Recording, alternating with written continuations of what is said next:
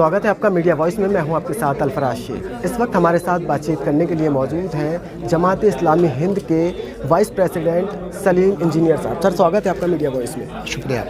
सबसे पहला सवाल यही है, पूरे देश में इस वक्त अमृत महोत्सव मनाया जा रहा है, तो वहीं दूसरी तरफ देश के प्रधानमंत्री नरेंद्र मोदी ने कहा है कि 2 अगस्त से 15 अगस्त तक अपनी जितने सोशल मीडिया अकाउंट है उस पर तिरंगे का फ़ोटो लगाया जाए। और वहीं दूसरी तरफ देखें तो जो बड़ा संगठन है आरएसएस, उसके प्रमुख मोहन भागवत ने अभी तक अपनी डीपी पर, अपनी प्रोफाइल पर कोई तिरंगे का फ़ोटो नहीं लगाया। इस पर सवाल उठ रहे हैं, किस तरीके से देखते हैं इसे? देखिए, हम तो ये समझते हैं कि देश को आज़ाद हुए 75 साल हो गए हैं।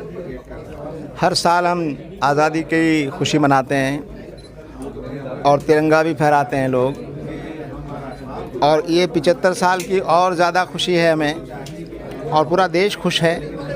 सरकार को वो काम करना चाहिए जिस काम के लिए सरकारें चुनी जाती हैं।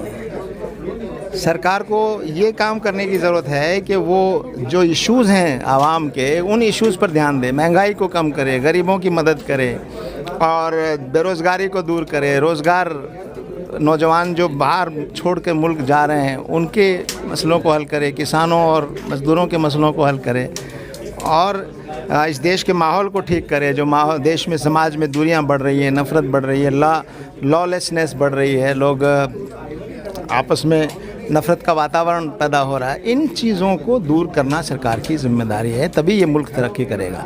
तो हम कहते हैं कि पूरा मुल्क खुश है और पूरा मुल्क खुशी मनाएगा, और उसके लिए किसी मुहिम के बजाय सरकार को अपनी जिम्मेदारी पर ज़्यादा ध्यान देने की ज़रूरत है। सर, देखते हैं जिस तरीके से 2024 का लोकसभा का चुनाव करीब आ रहा है, उससे पहले देश के गृह मंत्री अमित शाह पश्चिम बंगाल पहुंचते हैं। वहां पर जाकर वो कहते हैं कि कोरोना वैक्सीन लगने के बाद में एक बार फिर से सीए आ जाएगा, फिर से उस पर कानून लेकर आएगा। देखिए, ये इस तरह के बयान लोग अपनी राजनीतिक ज़रूरतों के तहत देते रहते हैं, और बहरहाल जो सीए का कानून बना है उसके ख़िलाफ़ देश में नाराज़गी है, और उसके देश में एक मुहिम चली उसके ख़िलाफ़, और इसीलिए सरकार ने उसको रोका है। तो मुझे लगता है कि सिर्फ राजनीतिक फ़ायदों के लिए इस तरह से बयान देने के बजाय कुछ गंभीर चीज़ों पर गौर करना चाहिए। और सीए जैसा कानून इस देश के लिए ख़तरनाक है, पहले भी हम कहते रहे हैं, और मुझे नहीं लगता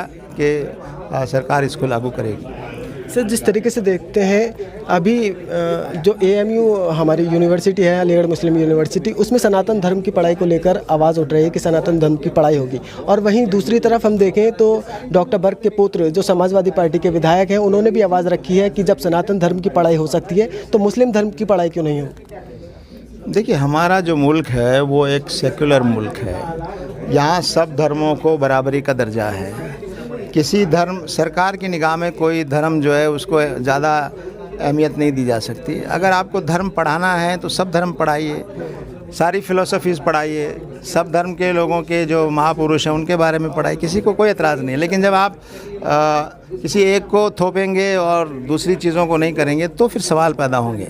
तो ये सरकार, और दूसरा ये कि हमने अपने यूनिवर्सिटीज़ को, अपने इदारों को ऑटोनॉमी दी है। उनके यहाँ एकेडमिक काउंसिल है, उनकी सीनेट है, वो हर साल जायज़ा लेते हैं कि नौजवानों को क्या विषय पढ़ाए जाने चाहिए, क्या सब्जेक्ट पढ़ाए जाने चाहिए, तो वो तय करते हैं। तो इन चीज़ों को भी पॉलिटिकल इशू बनाना ये ठीक नहीं है। सर, देख रहे हैं जिस तरीके से महंगाई बढ़ रही है, उसके बाद में जितनी दूध, दही और आटा, जिस तरीके उस पर 5% जीएसटी लगा दी है, उसे किस तरीके से देखते हैं? हमने अपने प्रेस नोट में साफ़ तौर पर लिखा है, उसको एक अलग हेडिंग दिया है कि ये जो फूड और जो रेगुलर जो हमारी रोज़ाना के इस्तेमाल की चीज़ें हैं उनको भी जीएसटी के दायरे में लाया गया है, और 5% जीएसटी उस पर लगा दी गई है।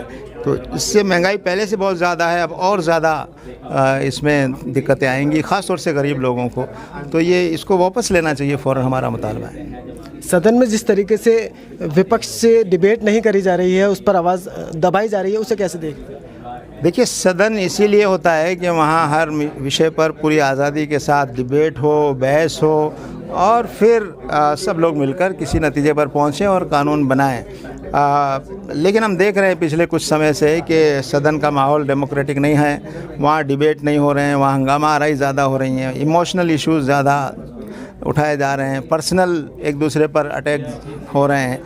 तो ये सरकार का ये जो है आम जनता का पैसा, 1 मिनट सदन चलती है तो टैक्स पेयर का, जनता का पैसा खर्च होता है, तो सरकार के सामने जवाबदेह हैं पार्टियां भी और सरकार भी। तो सरकार की जिम्मेदारी है कि वो हाउस को ऑर्डर में लाए, डिबेट कराए, संजीदा माहौल में डिस्कशन हो और पूरी डिबेट के साथ चीज़ें जो हैं वो आगे बढ़ें। चलिए, बहुत बहुत शुक्रिया हमसे बात करने के लिए। तो हमारे